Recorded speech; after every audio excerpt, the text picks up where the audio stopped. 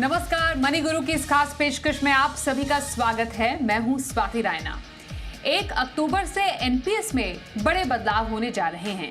एक तरफ रिटायरमेंट पर निकासी के नियम आसान होंगे, जिसमें 60 साल के होने पर 60% की जगह 80% रकम निकालने का प्रस्ताव है।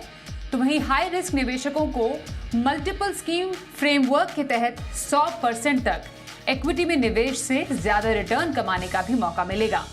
आज हम समझेंगे और बताएंगे ये बदलाव और इनका असर आप पर क्या हो सकता है, कैसे उठा सकते हैं आप इनका फायदा।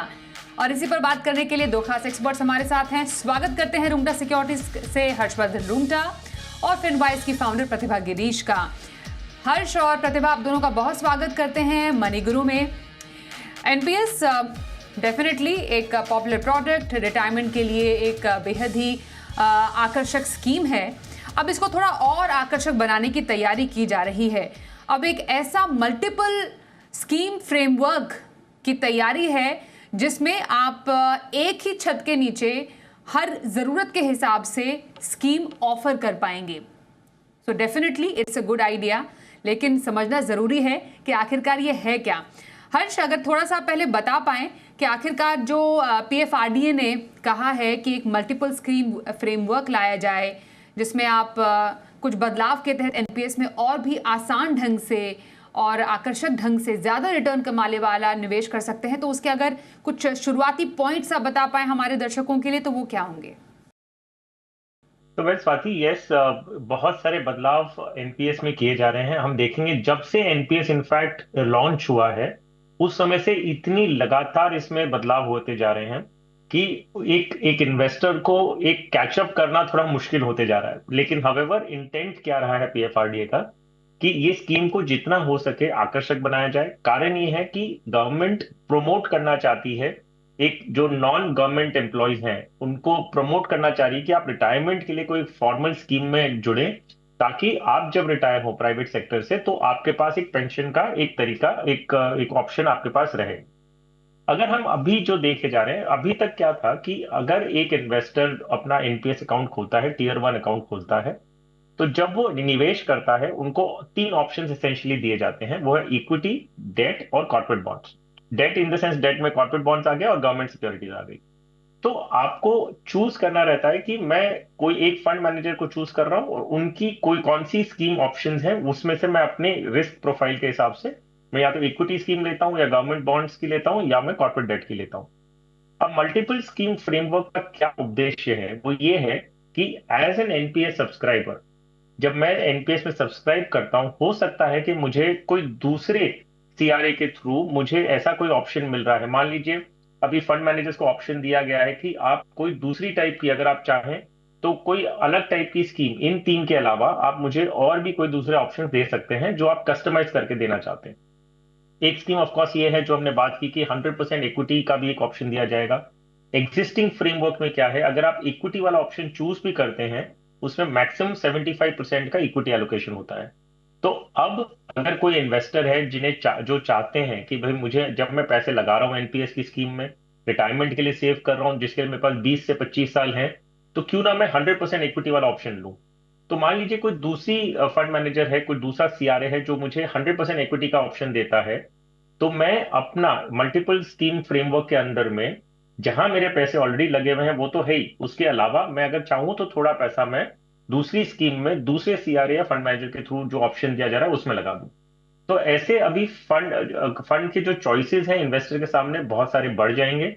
और पीएफआरडी ने मंजूरी दी है फंड मैनेजर्स को कि आप अलग अलग वर्ग के लोगों के लिए, अलग एज और अलग डेमोग्राफिक्स के हिसाब से आप स्कीम कस्टमाइज करके दे सकते हैं। तो आई थिंक इसे एक और ऑप्शंस दिया जा रहा है कि इन्वेस्टर्स के पास रहेगा, जैसे उन्हें कस्टमाइज करना है वो अपनी स्कीम को कस्टमाइज कर सकते हैं। बिल्कुल। तो एक कस्टमाइज स्कीम का ऑफर कस्टमर्स के लिए, ग्राहकों के लिए यहाँ पर एनपीएस की तरफ से है, जहाँ पर फंड मैनेजर के पास ये फ्रीडम होगी कि वो एक निवेशक के प्रोफाइल, उनके पर्सोना, उनके ज़रूरतों के हिसाब से स्कीम को डिज़ाइन कर पाएँ। अब विड्रॉल की तरफ जो अटेंशन है वो लाना बेहद ज़रूरी है। प्रतिभा, एनपीएस में जो विड्रॉल के जितने भी रूल्स रहे हैं उसमें यूजुअली हमें तो मालूम ही है। अच्छा, इसमें ये दर्शकों को बताना ये बात बेहद ज़रूरी है, अभी जैसे आप एनपीएस में इन्वेस्ट कर रहे हैं, इसको अभी जो चेंजेस 1 अक्टूबर से लागू होने जा रहे हैं उसके तहत ऑलरेडी एग्जिस्टिंग स्कीम्स को कॉमन स्कीम कहा गया है, जिसमें आप ऑलरेडी इन्वेस्ट कर रहे हैं। और जो बदलावों के साथ स्कीम है, जो कि मल्टीपल जो फ्रेमवर्क वाली स्कीम्स हैं, उसको न्यू स्कीम कहा गया है, जिसके फ़ायदों की आज हम बात कर रहे हैं।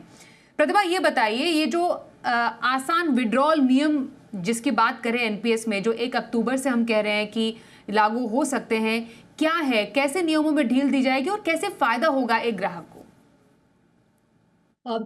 ये तो बहुत ही बढ़िया सा स्कीम है एनपीएस, जैसे हर्ष ने क्लियरली समझाया। पहले हमें ये समझना है कि पहले क्या था और अब क्या होने वाला है।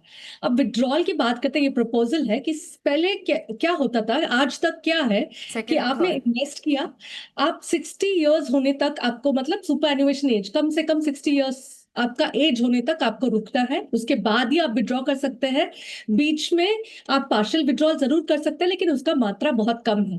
अब कितना आपने इन्वेस्ट किया हुआ है, बहुत सालों के लिए आपने इन्वेस्ट कर लिया, उसके बाद आपका 60 इयर्स का एज हुआ और आप विड्रॉ करना चाह रहे हैं, तो 60% जो इकट्ठा हुआ है, रकम जो इकट्ठा हुआ कॉर्पस, उसको टैक्स फ्री आप विड्रॉ कर सकते हैं।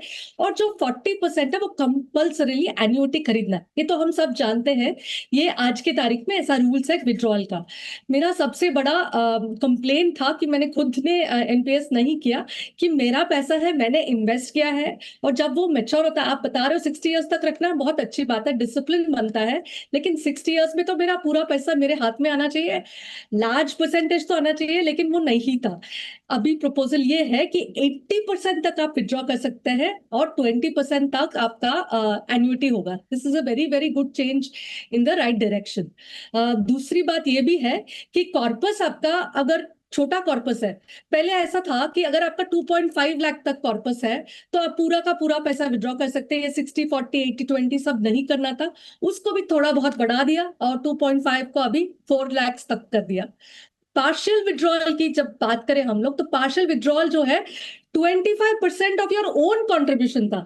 अभी 25% ऑफ योर ओन कॉन्ट्रीब्यूशन आप विड्रॉ कर सकते हो, बाकी का जो कंपनी से वगैरह आया है वो नहीं विड्रॉ कर सकते हो।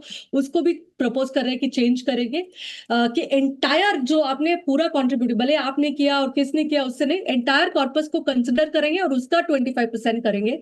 और अप टू 12 लाख का है तो अप टू 50% 6 लाख तक आप विड्रॉ कर सकते हैं। तो these are all very good steps in the right direction, क्योंकि इक्विटी जो है लॉन्ग टाइम तक रखेंगे तो हम सब जानते हैं कि बहुत अच्छा वेल्थ बिल्ड करता है। और ये वेल्थ बिल्डिंग एसेट क्लास में सिर्फ इसलिए अगर लोग नहीं जा रहे कि मैंने इकट्ठा किया मेरे वर्किंग लाइफ में, जब मैं रिटायर होता हूँ मेरे पास दे दो, मैं एन्युटी कर लूंगा अपना खुद का, वो ऑप्शन नहीं था। और ये ऑप्शन अगर कर रहे हैं तो I think it will take off as it was envisaged. बिल्कुल। तो और ज़्यादा इसको अट्रैक्टिव बनाने के लिए ये नए फ्रेमवर्क के तहत कुछ चेंजेस जो हैं पीएफआरडीए ने बताए हैं, 1 अक्टूबर 2025 से इसे लागू करने की तैयारी है। अब समझना ज़रूरी है हर्ष यहाँ पर ये कि लॉक इन पीरियड, हमें मालूम है कि एनपीएस में आपका जो फुल मैच्योरिटी है वो 60 इयर्स पे अपॉन योर रिटायरमेंट मिलता है। और एग्जिस्टिंग मालूम है कि 60% आप एक मुश्त निकाल लीजिए, 40% पे आपको एन्युटी कंपलसरी लेनी ही पड़ेगी। 40% जो 60% की रकम है वो आपको उसमें टैक्स का फ़ायदा भी मिलता है। पर अब जो न्यू स्कीम है, जो कि न्यू फ्रेमवर्क के तहत आती है, उसमें एक लॉक इन पीरियड डिफाइन किया गया है कि आप 15 साल का, उसको वेस्टिंग पीरियड कहा गया है, 15 साल का वेस्टिंग पीरियड आपको रखना होगा। मतलब आप 30 साल में शुरू भी करते हैं, 45 साल में आप उससे निकल भी सकते हैं। क्या इसके पीछे मकसद हो सकता है? क्योंकि हम जानते हैं कि 15 साल के वो भी एक लॉन्ग टर्म इन्वेस्टमेंट ऑप्शन ही हो गया। 15 साल में जैसे पीपीएफ है, अभी उसमें पैसे डालते हैं, again it's a long term investment option. ऐसा कोई चेंजेस के पीछे क्या फायदा हो सकता है? वैसे स्वाति, अगर आप परमिशन दें तो मैं थोड़ा कॉन्ट्रेरियन व्यू लेना चाहूंगा। जो लिबर्टी हो रही है, जो जो ईज किया जा रहा है एनपीएस में, मुझे इनफैक्ट लगता है कि एनपीएस का जो एक मकसद था वो पूरा डाइल्यूट हो जाएगा। एक मूवी का एक बहुत अच्छा डायलॉग मैंने सुना था, वो ये था कि अगर राहुल द्रविड़ को कहा जाए कि सहवाग की तरह खेल, और सहवाग को कहेंगे कि राहुल द्रविड़ की तरह खेल, तो दोनों अपनी आइडेंटिटी खो बैठेंगे। सो एनपीएस में जो आपने पूछा कि ये जो लॉक इन पीरियड अभी 15 साल का कर दिया, और 30 साल का अगर कोई इंसान है वो एनपीएस में जुड़ता है और 45 साल में उनके पास लिबर्टी होती है कि पूरा पैसा आप निकल जाए उसे लेके, तो ये पेंशन का जो प्राइमरी ऑब्जेक्टिव था सरकार का कि आप एक रिटायरमेंट सेविंग्स प्रोडक्ट बनाते हैं ताकि उसके बाद एक इंसान को रिटायरमेंट के बाद पेंशन के रूप में उसे पैसे मिलेंगे। अभी क्या हो रहा है कि म्यूचुअल फंड की इतनी पॉपुलैरिटी बढ़ चुकी है, हम देख रहे हैं कि रुझान जो रेगुलर इन्वेस्टर्स का है म्यूचुअल फंड की तरफ हो रहा है। तो मुझे ऐसे लग रहा है कि पीएफआरडीए ने म्यूचुअल फंड को कॉपी करने की कोशिश कर रहे हैं, और कहीं पे वो उसे इतना लिबरलाइज्ड बना रहे हैं कि कोई भी इंसान उसमें से कभी भी आए निकाल। आप अगर रिटायरमेंट के लिए सेव कर रहे हैं, रिटायरमेंट पे आप 80% अपना कॉर्पस बाहर निकाल लेंगे, तो 20% से आपको क्या ही एन्युटी आनी है। तो एक बहुत क्लियर डिस्टिंक्शन बनाना जरूरी है। हम बात करते हैं कि थोड़ी ईज दिया जा रहा है, निकालना चाहो निकाल लो। तो अगर आप रिटायरमेंट के पैसे निकालने की स्कीम बना रहे हैं तो म्यूचुअल फंड से क्या अलग हुआ फिर वो? आपको ये समझना होगा कि भारत की आबादी जितनी है उसका सिर्फ 5% म्यूचुअल फंड में आता है, पैसे इक्विटी में आता है, म्यूचुअल फंड में आता है। तो उन्हीं 5% को अगर ध्यान में रखते हुए अगर एनपीएस को भी इतना ज्यादा लिबरलाइज्ड बना दोगे, तो वो 95% पीपल जो हैं, जो ये चाहते हैं कि उनके पैसे लॉक इन हो, जो चाहते हैं कि वो इतना रिस्क नहीं लें, वो ये चाहते हैं कि उन्हें पैसे रिटायरमेंट के बाद में एक पेंशन के रूप में मिले, तो आई थिंक वो पूरा जो सेगमेंट है वो पूरा निराश हो जाएगा। इनफैक्ट आप मिक्स करके आप कंफ्यूज कर दिए कि अब मैं एनपीएस लूं कि म्यूचुअल फंड। अब नेक्स्ट कॉन्वर्सेशन ये होगा म्यूचुअल फंड से एनपीएस अलग कैसा है, तो उसमें हम देखेंगे सिमिलैरिटी आ रही है, फिर होगा कि फिर एनपीएस क्यों अच्छा है, तो बोलेंगे कॉस्ट कम है। तो एनीवेज ये टॉपिक बात की है, लेकिन कहने का मतलब ये है कि अभी जो लॉक इन और विड्रॉल के रूल्स ईज आउट किए गए हैं, वो मुझे लगता है कि ये पूरे स्ट्रक्चर को कॉन्ट्रडिक्ट करता है। एनपीएस का मतलब था पेंशन, पेंशन मतलब 60 साल की उम्र तक आपको पैसे जमा करने हैं और उसके बाद आजीवन आपको एन्युटी के रूप में पैसे मिलेंगे। अब आपने अगर वो बेसिक फंडामेंटल को डाइल्यूट कर दिया और कहें कि आप 15 साल बाद पैसे ले जाओ, पूरे के पूरे चाहे तो ले जाओ, तो फिर मकसद क्या हुआ? पेंशन पॉलिसी और एक पेंशन एनपीएस और म्यूचुअल फंड में क्या फर्क हुआ फिर? तो एनीवेज लिबर्टीज बहुत दी जा रही हैं, वो बात अच्छी है कि हर आदमी चाहेगा वापस मिले उन्हें पैसे जब वो चाहें, वो 3 बार नहीं 6 बार अगर चाहें तो पार्शियल विड्रॉल करें। तो अगर ये बेसिक स्ट्रक्चर को डाइल्यूट किया जा रहा है, तो मुझे लगता है कि इनफैक्ट ये एक बहुत बड़े इन्वेस्टर सेगमेंट के लिए, बहुत बड़े सिटीजन सेगमेंट के लिए निराशापूर्वक है, और वो जो चाहते हैं उनसे भी आप वो म्यूचुअल फंड की तरह रेप्लिकेट करने की कोशिश कर रहे हैं। एब्सोल्युटली। अब क्योंकि जब ये इम्प्लीमेंट फुल फ्लेजेडली हो जाएगा, बहुत सारे सवालों का जवाब अभी भी इतना क्लियर नहीं है। एक बार इम्प्लीमेंट होने के बाद काफ़ी सवालों के जवाब हमारे सामने डेफिनेटली होंगे कि ऑलरेडी जिनका एनपीएस खाता चल रहा है, क्या वो इस नई स्कीम के तहत इन्वेस्ट कर सकते हैं? प्रतिभा, अब ये भी हम जो बहुत सारे एक्सपर्ट से हमारी जब पहले भी बात हुई इस पूरे सब्जेक्ट को लेकर, उनका ये मानना था कि एक तो नया एक मार्केट प्लेस जो एनपीएस से पीएफआरडी है वो क्रिएट करने की कोशिश कर रहे हैं। जो राइटली पॉइंट आउट किया हर्षवर्धन ने भी कि म्यूचुअल फंड ऑलरेडी इतना पॉपुलर है, उसमें एंट्री एग्जिट बहुत ही आसान है, तो एनपीएस को भी उसी मार्केट प्लेस या उसका एक अच्छा मार्केट प्लेस बनाने की कोशिश की जा रही है। दूसरा, टारगेट ऑडियंस कौन सी है आपकी, जो इन्वेस्टर्स कौन से हैं? जेनजीज, न्यू इन्वेस्टर्स, जो कि ऐसी स्कीम्स में या स्पेकुलेटिव जगह अगर पैसे डालें तो क्यों ना वो एनपीएस जैसी जगह पे डालें, फिर भी आपके पास 15 साल तो लॉक इन है ही। तो क्या इसको इस तरीके से पेश करने की कोशिश की जा रही है कि आपको 100% इक्विटी के तहत कमाई का मौका भी मिलेगा, इजी विड्रॉल भी है आपके लिए, और अगर पार्शियल विड्रॉल भी करना चाहते हैं तो वो भी आपके लिए आसान है। तो एक नए मार्केट प्लेस के साथ नए इन्वेस्टर्स को आकर्षित करने का एक शायद तरीका पीएफआरडीए ढूंढ रही है। जहां तक मैं समझती हूँ, ये जो गवर्नमेंट एम्प्लॉयज है उनका पेंशन फंड के साथ चेंजेस नहीं कर रहे हैं। ये 15 साल अलग ही स्कीम है, जहां पे जैसे आपने राइटली पॉइंट आउट किया, जेन जी के लिए अगर आप बताएंगे कोई 30 साल के इंसान को कि आप अभी इन्वेस्ट करो, 60 साल की उम्र में आप निकाल सकते हो, तो उसका इंटरेस्ट ही चला जाता है कि उसको विजुअलाइज भी नहीं कर सकता कि 60 साल मतलब 30 साल बहुत, उसका लाइफ टाइम जितना है उतने टाइम के बाद उसको निकालना है।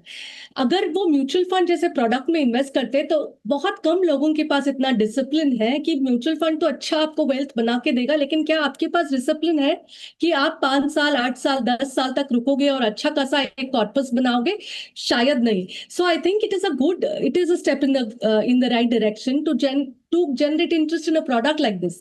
अगर आप देखोगे तो पीपीएफ में बहुत सारे लोग इन्वेस्ट करते हुए आए हैं, और वो मतलब हिस्टोरिकली पेरेंट्स बोलते हैं पीपीएफ में इन्वेस्ट करो 15 साल के लिए। 15 साल के लिए अगर कोई इन्वेस्ट करेगा तो इक्विटी जैसे एसेट क्लास में करना चाहिए, क्योंकि आपके पास बहुत सारा समय है और समय बेस्ट फ्रेंड है। आपको पता है कि अच्छा खासा रिटर्न बनना है, लेकिन पीपीएफ डेट प्रोडक्ट है। सो दिस विल बी वो एकमात्र डेट प्रोडक्ट, इक्विटी प्रोडक्ट बनेगा जहां पे 15 साल का लॉक इन भी है, जहां पे यंग इन्वेस्टर्स को भी 15 साल is still understandable as compare to 30 years। Where if 30 years 45 में आप निकाल सकते हो। I think the maturity will come in, market also will mature and they will be able to hold on to their investment and make very good returns in the interim.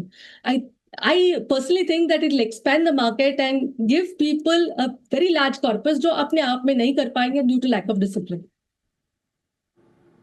हाँ, और ये actually point out करना बेहद ज़रूरी है, लोगों के लिए जानना ज़रूरी है कि ये नॉन गवर्नमेंट सब्सक्राइबर के लिए ही इन चेंजेस को सजेस्ट किया गया है। जो ये न्यू फ्रेमवर्क है एनपीएस का, जिसमें तमाम हम चेंजेस की आज बात कर रहे हैं, ये गवर्नमेंट सब्सक्राइबर्स उनके कर्मचारियों के लिए नहीं है, नॉन गवर्नमेंट सब्सक्राइबर के लिए ये है।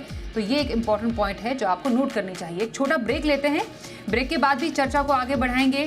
क्या फ़ायदा हो सकता है, जो क्या विड्रॉल जो नियम है उसमें कुछ छूट मिली है, साथ ही साथ जो आपकी निवेश की उम्र है उसमें बढ़ोतरी को लेकर क्या कहा गया है नए फ्रेमवर्क में। चर्चा थोड़ी देर में, बने रहिए हमारे साथ।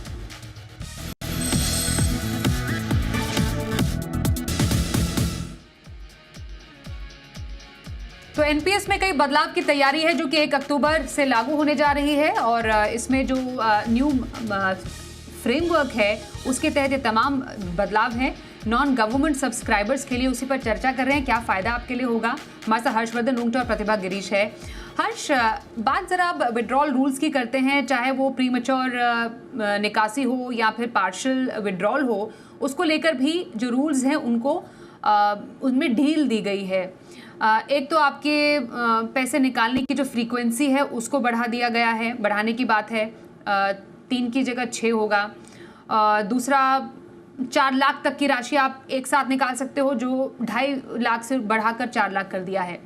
हाल फिलहाल में हमने देखा है जो सरकारी स्कीम है, जैसे हम ईपीएफ ही देखें, उसको भी थोड़ा सा और फ्लेक्सिबल बनाने की सरकार ने कोशिश की।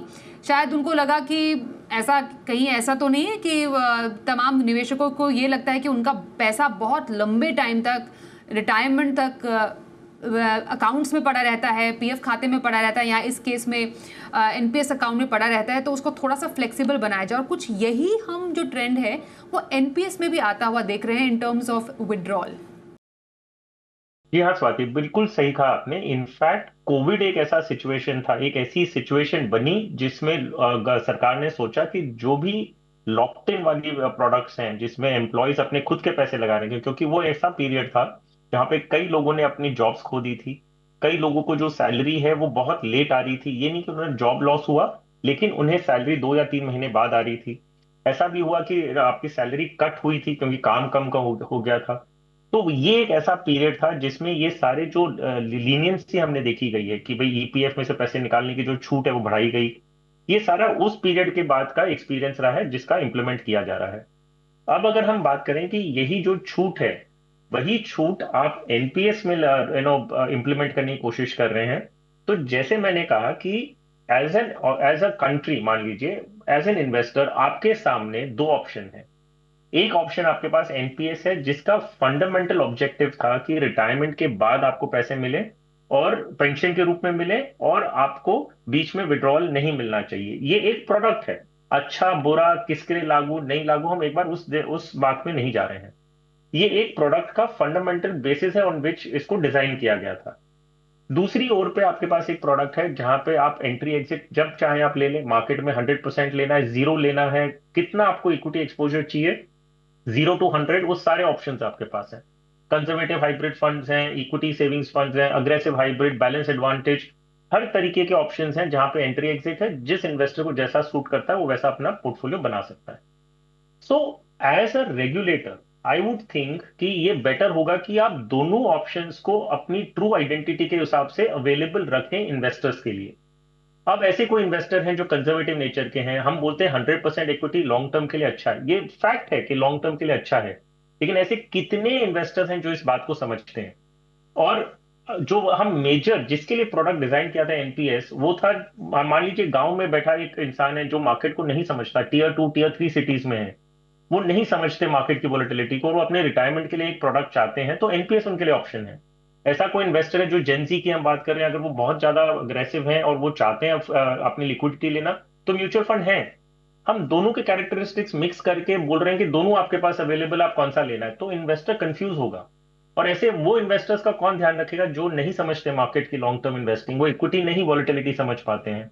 उनको अगर कोई ट्रेडिशनल सेफ प्रोडक्ट चाहिए जो बिना कंफ्यूजन के है, विड्रॉल ऑप्शंस नहीं है उसमें, वो रिटायरमेंट के बाद ही पैसा चाहते हैं, तो आप एनपीएस को क्यों डाइल्यूट कर रहे हैं? फिर उसके लिए, वो उनके लिए प्रोडक्ट है, हो सकता है वो कम पॉपुलर हो, लेकिन एज एन इन्वेस्टर आपके पास ये दोनों ऑप्शन अपनी ट्रू आइडेंटिटी में अवेलेबल रखें, जिनको जो समझ में आता है वो हिसाब से सब्सक्राइब कर लें। तो आई थिंक कई, जैसे आपने बोला कि विड्रॉल के ऑप्शंस बढ़ाए जा रहे हैं, 3 से 6 टाइम आपको विड्रॉल का ऑप्शन मिलेगा, तो फिर वो पेंशन के लिए पैसे जमा कैसे होंगे?